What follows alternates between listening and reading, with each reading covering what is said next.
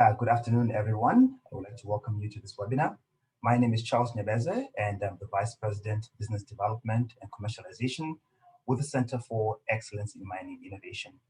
So in terms of just setting some ground rules for the webinar, you will be asked to please submit your questions to the webinar via the chat box. And after the 20-minute presentation, we will read out your questions, and Cameron can then proceed to answer those questions. At the conclusion of this webinar, we're going to send you all a link to the recording of the webinar, and we'll also be providing you with a copy of the PDF version of the presentation. So you can expect to get an email from us, within a few, maybe a day or two from the end of the webinar. Without any further ado, I'd like to welcome Cameron.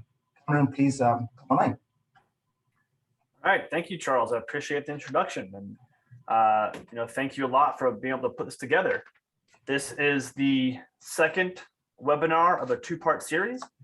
The first one, we looked at introducing the core fundamental Electromet technology, and today's focus is following up to that, looking at two specific use cases, looking at recovery of copper from two different mining streams. So some quick high-level vision of what the company does. So we've developed this Electromet technology to selectively remove metals from a variety of water streams. So one aspect, we work with customers to remove these metals for discharge compliance, so meeting environmental regulations and permits. But we also are able to collect these metals in high purity and recover them in a variety of forms desirable to be recycled and sold back into the marketplace, thereby closing this circular economy. And given the nature of what we do, the type of water doesn't really matter. As long as there's a water stream with metals in it, Electromet is applicable. Wastewater, processed water, ingredient water, or mixtures thereof. And for today's talk, we're focusing on specifically some mining water streams. Now, where all have we seen Electromet successful? Here highlighted in green, where we currently have active projects removing these metals. Some are for recovery, some are purely just for environmental regulations. The ones highlighted in purple are tentative projects. We got some test cases done and working to get these systems installed. Highlight two out here in yellow, arsenic, selenium, because while we're able to remove them, it is more of a hybrid process that kind of takes some tweaks. Again, for today's talk, we're looking at use cases of removing copper from pretty complex water streams and then recovering it into a pure form. So looking at case number one, just diving right in, this is some mining water we received from a North American mine, and they tasked us with recovering some dilute amounts of copper, looking about 700 ppm, out of a very complex water stream. Their main concerns were the elevated concentrations of aluminum, manganese, and iron that was complicating their other recovery processes. So we use Electromet to very selectively remove just the copper, let everything else pass through, and then turn it into a pure form. So we had to do no other changes to the water. We treat it while acidic, let everything else pass through, remove the copper, and recover it. So we're doing a two-step process. Step one is treating this raw water through Electromet to remove the copper and trap the copper onto our Electromet cells. Then you get this copper-free effluent. Step two is now a switch in the batch, and I'll go into some drawings a little bit later to show this process. But then we essentially take all the copper removed that's in our system, and we push it off back into a dissolved state and concentrate it into a copper sulfate solution, which you can then process downstream. This example here, we took the copper out and purified into a high concentration copper sulfate stream, and then collected the copper via a cementation process. So this is more ideal situation if you do have this slight impurities and it's going to go to a smelter anyways, if you don't need cathode grade copper and just want to get bulk removal. And again, looking at this process, so it's a two-step process. We treat the water in a single pass. So this raw water goes through it. All the copper is trapped inside of our Electromet cell. Once we are saturated in copper, we will turn a valve So we stop the process water from going into our system, and we then do a batch mode with this what we call a regen tank. And this is simply just a dilute sulfuric acid stream. And we choose this because it's very nice at getting copper sulfate. It is well known how to process copper sulfate downstream into a variety of products. So as we do this, once this is done, we'll then flip another valve, close this orange stream off, and again, process more water. And the cycle is repeated over and over again until you have enough copper in this regen tank to be processed to your desired state. And what we're now starting to implement is, instead of doing cementation, we're now pairing with an electrowinning cell to retake the copper out of this complex stream, put it into a very high purity copper sulfate stream, which we then, under very controlled, mild conditions, will do electrowinning process to produce cathode grade copper. And we match the rate of electrowinning here to match our rate of copper removal in our Electromet system. So we don't have to do very extreme power conditions. We're looking at still low voltage and low currents in this electrowinning process, whereas typically you're going to be in a more higher power regime. But given our design, we're not looking at removing massive amounts of copper in a short time frame. It's a slow and steady process, so the energy cost is minimal. We'll do this to get very high pure copper, starting with very low concentration of copper in this complex stream, and ending up with this pure cathode grade material. And the economics, for this case, are working out nicely. We're getting about 50% profitability based on the spot price of the copper. So there's some of the complexities and assumptions that we're not taking into account here, but in general, this gives you an idea of sort of where the economics are. And I'm going to go to a few slides down that really break down the economics even further. But now moving over to case number 2, and this one we're going to a little more details of the removal of the separations and really show you how it works. So here, it's not quite as complex a stream, where now you're getting less copper overall, but it's more matching the rest of the constituents. So overall, you're about 10% copper in this mixture that we then turn into, again, 99+% pure copper sulfate, and then recover via electrowinning. So here now we're taking this raw water and passing it through our Electromet system, and with each pass we get more and more copper out. So here looking at a few hundred ppm delta in the first pass, and then getting down to the low parts per billion in the second pass. So we have this tunability to, depending on the economics, remove however much you want. If you want low parts per billion copper, we can do that. If you don't want to go that low, it's fine. But the key takeaway here is the aluminum, the iron, the manganese. That concentration is not changing in this process. We are not removing these other metals in our process. So that means is these metals are not going to be trapped inside of our Electromet modules. So when we go to do this regen cycle, they don't bleed over. So here we're showing just a couple cycles where you start with about 400 ppm copper and doing this sort of switching process where you first remove the copper from the raw water, switch over to this regen via batch mode to concentrate up the copper, and then back to treat more copper from the feed stream. So repeat this cycle over and over again. And every time you do, the amount of copper in this batch tank gets higher and higher. And once you hit this 5,000 plus ppm range, that is now where it is feasible to do efficient electrowinning to produce the high quality cathode grade copper materials. And you will notice that some iron and aluminum is minor contaminants. And this is because we are not optimizing the process. So this is bleed over from the feed water that is mixing with the regen tote. And this is a minor engineering challenge to solve to essentially flush out the feed water first before you start putting your regen tank over there. But at the end, it doesn't matter. These are low enough to not negatively impact our recovery process in the end. Just look at the high quality copper. And again, it's to show 2 different streams, different makes up different complexities, but getting roughly the same result and the same economics, roughly still about that 50% profitability of the recovered copper. And so now looking at how does the capital cost, the operational cost kind of fit in with this specific use case, and how does that scale from doing, say, a small system, which we see in some industrial effluent type companies, versus maybe these larger mining applications where you're now treating millions of gallons per day. So because we are a modular based system, each module can treat a set flow rate, handle a set amount of water per day, and you line these up in parallel to treat higher flow rates. So now, if you need to go from say 200 gallons per minute to 1,000, you just tack on more of these modules in parallel, much like you see with lithium-ion battery packs or fuel cells.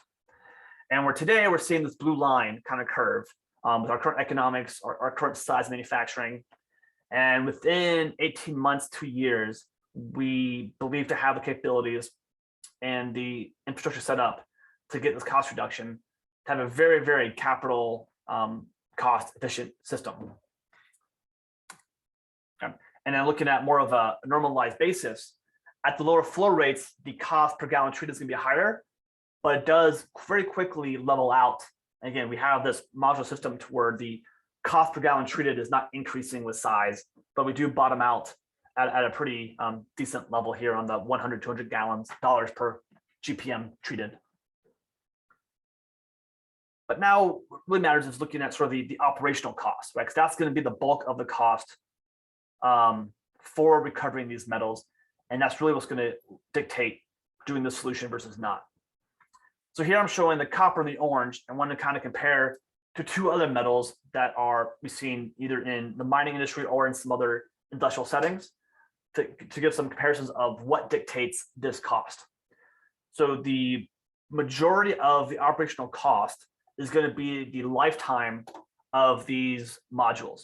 These are consumables. We use carbon-based electrodes, like batteries. Eventually they will fail, and it's hours of use, not necessarily gallons treated.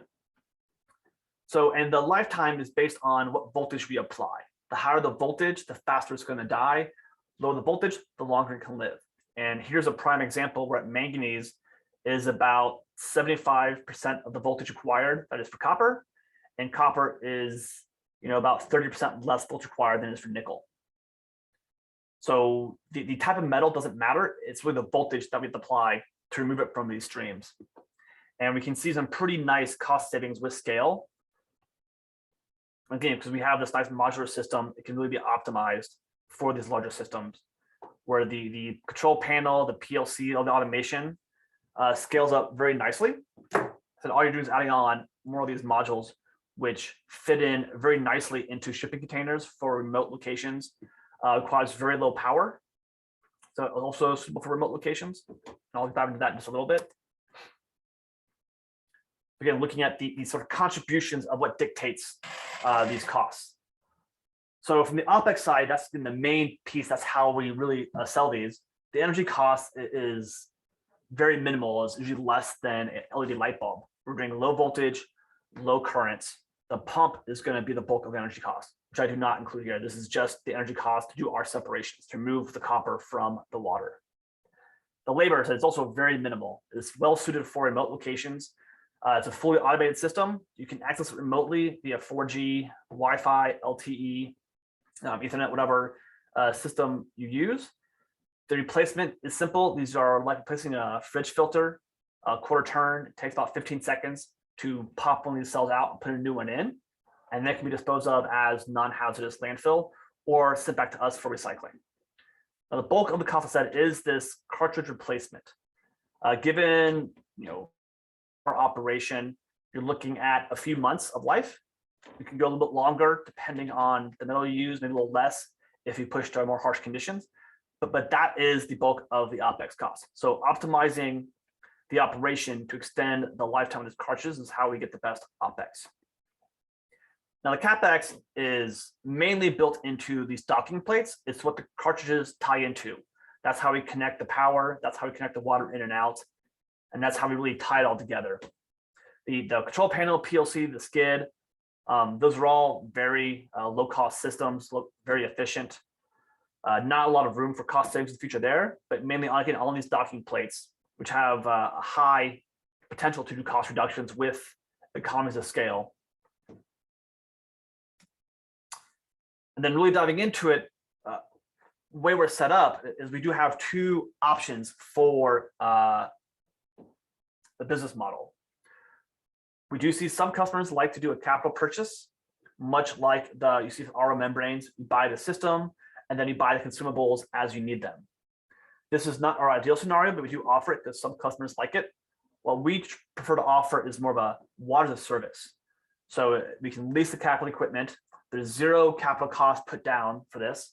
And then you sign a 3-year contract. And with that contract, we provide all the consumables as needed, get the remote access, all the remote monitoring and service required to make sure the system is running as desired for the life of the contract.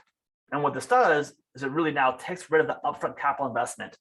And for those looking at discharge compliance, it is immediate OpEx savings, but also looking at the resource recovery, if you are not recovering the metals, right, you're not paying for it. So if we buy something capital purchase, it takes time to get the ROI. Here it's going to be instantaneous ROI as we recover this copper to then sell.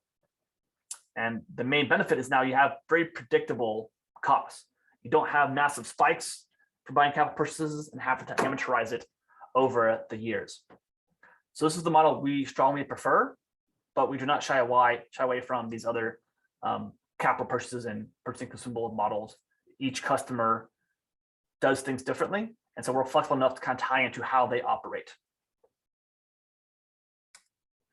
All right, so now I want to switch over these last few minutes here and kind of run you through what our remote system looks like, and this is what you'll be seeing if you're running one of these systems. So for each application, we will design a specific sort of PID that fits your process. And we track things like pressure drop across filters, pressure drop across our Electromet modules, the current, the voltage, the power, the flow rate. So all of these parameters you can know and make sure your system is working as intended and start to preemptively see if there's any signs that are off scale that might need maintenance. So then going through, looking at, say, looking settings, right, we have security access depending on who you want accessing it to do what, such as change the voltage, which targets different metals, how fast do you want to record the data, okay? And then looking at all the bypasses, to bypass the system, to turn different pumps on, change valving to control where the flow goes. So now the owner, the user, can set controls of who can do what in this system, so you don't have the wrong person pushing buttons and doing something that hurts the end system. You can go over here and click on the modules.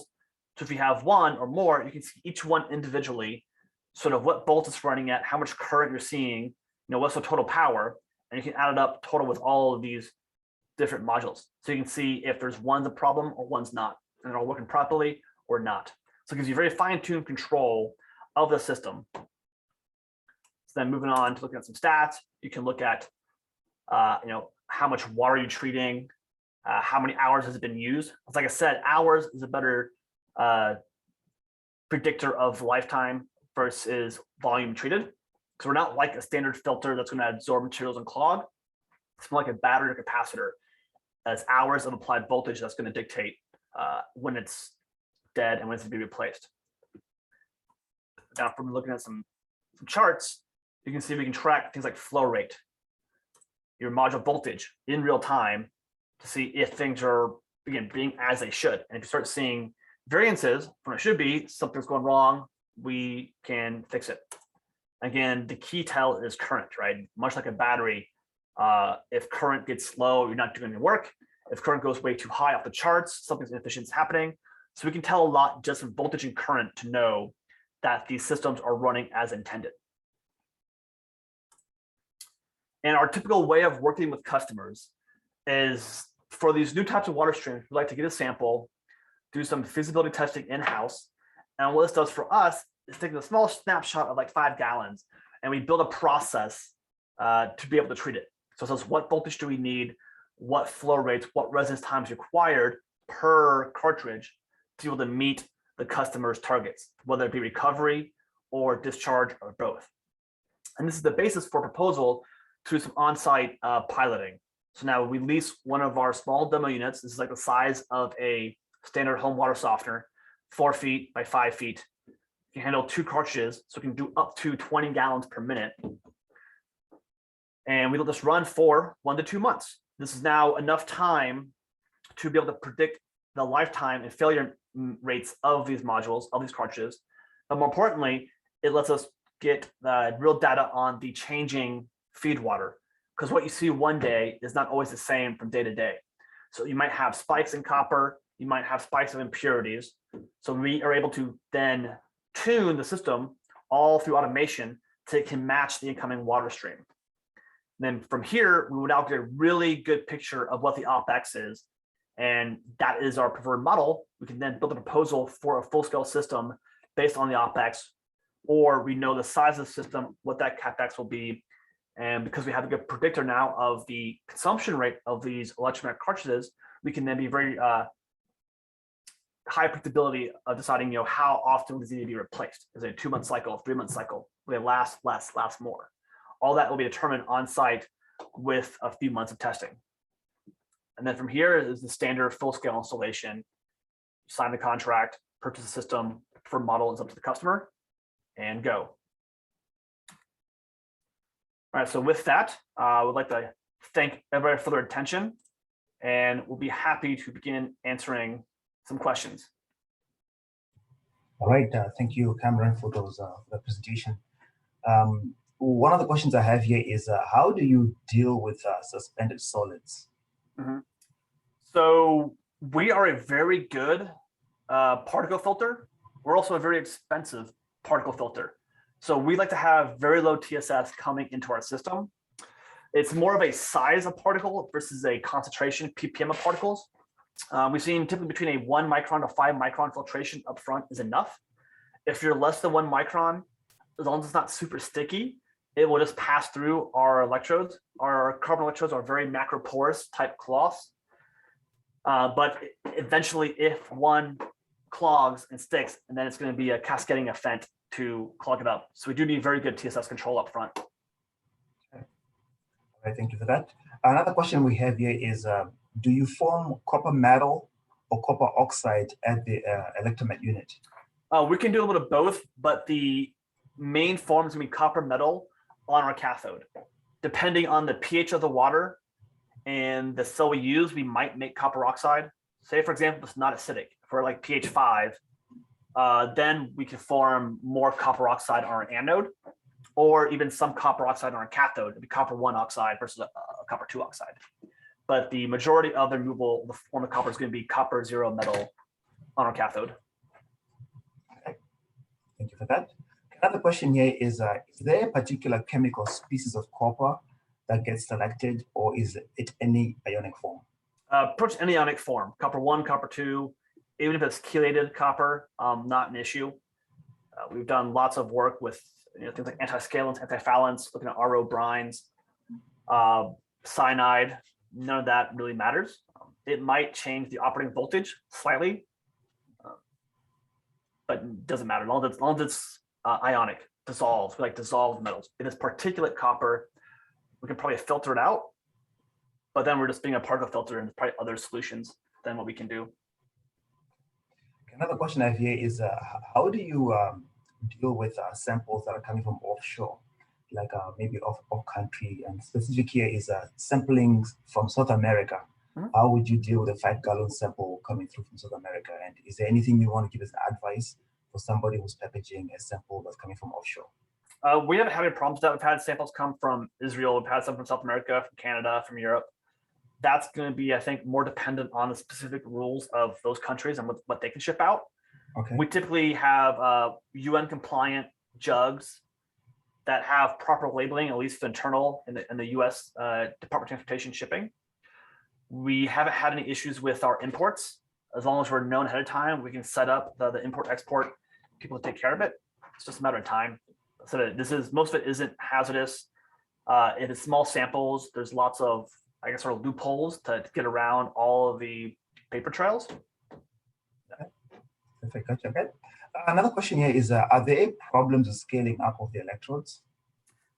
Surprisingly, none. Like if we got hardness scaling, because we use all carbon-based electrodes, the anode will produce small amounts of acid. So if there is any scale formation, it gets redissolved. Also, with these copper waters, we're at very low pH. So if you're at pH, 0.5 to 3, you really can't form hardness scale. It's going to redissolve. You can't have carbonates. It's all going to be released as CO2 that low. Because of the electrical field plus the pH modification we can do, we have had some pretty extreme conditions and not seen any scaling form. We've had up to 70 grain of hardness, still no scale formation. We have not looked at other types of scale formation, such as barium, etc. But we've only had low concentrations of waters that had those constituents. But I still don't see it as a problem given the way our system works with the electric field, the pH modulations, and the carbon-based electrodes. The question here is a follow-up to the copper metal question. Does the copper metal collect from the cathode side continuously? Yes and no. So yes, as we are running, the copper will collect on the cathode side as copper metal. Eventually, because the electrode is our water flow path, if we collect too much copper, we will start to see a big pressure drop. And that is when we have to do this regen cycle to get the copper off of our carbon so that you don't see a massive pressure drop and then you can remove more copper. Because at that point, the electrode's still good. We can do more work. We don't want to stop it, take it off, and pull it apart and then collect the copper. We can still utilize those carbon electrodes. Right, we're looking at, depending on the concentration, right? If we're in the grams per liter, it's going to saturate very quickly. If we're in the tens to hundreds of ppm, we're above 80% cycle time of cleaning and removing the copper versus doing the regen. The regen takes 5 to 15 minutes max, depending on how pure we want that end stream to be. How much do we need to not have the feed water mix with our pure copper sulfate stream? Okay, thank you. Another question we have here is what kind of modifications are needed for AS removal? Yes, for arsenic and for selenium, what we focus on is making sure the arsenate and selenates are reduced into the nites form. So arsenite and selenite. Then those are more easily removed with a iron-based precipitation. So we could produce some iron, use a 2 cartridge system where one, we could produce the iron, probably as an iron 2, which will help with reduction as well. And then second one is to get everything in the proper state to be removed with an iron coagulation. We have some good success doing this in some smelting companies, but that's usually looking at high ppms down to a ppm or so, not looking at getting the parts per billion ranges. So we just enhance the traditional iron coagulation-based process. So the combined system tends to be a little bit lower cost, less sludge overall, more automation. But a complete Electromet system for arsenic stun removal is not ideal. We can do it, but that's going to be more costly than doing this hybrid Electromet coagulation-based process. Thank you for that. Another question we have here, and I think maybe this will be our last question, is just what kind of scale can you build this system up to? It's modular, so we could go as large as you want. Currently, most of our industrial customers are in this, tens of thousands to a couple 100,000 gallons per day treatment. We got a few applications looking at the 1 million gallons per day. We got one mine in particular in Australia that we're starting to pilot for an 11,000 gallons per minute system. So right now we're looking at a handful of shipping containers, but because it's modular, it's really easy to keep adding on more modules to meet the needs. The complications, the challenges arise because the economics, we scale linearly. If you're trying to do, say, some kind of discharge compliance, when you're at scale, dumping in chemicals, better if you get depending on what you want to do, the economics start to change. And the threshold is in this 1 to 3 million gallons per day is where the economics begin to get muddied, depending on what the customer actually wants to do. For recovery, we maintain better advantage. For purely discharge compliance, that gap in cost savings is reduced.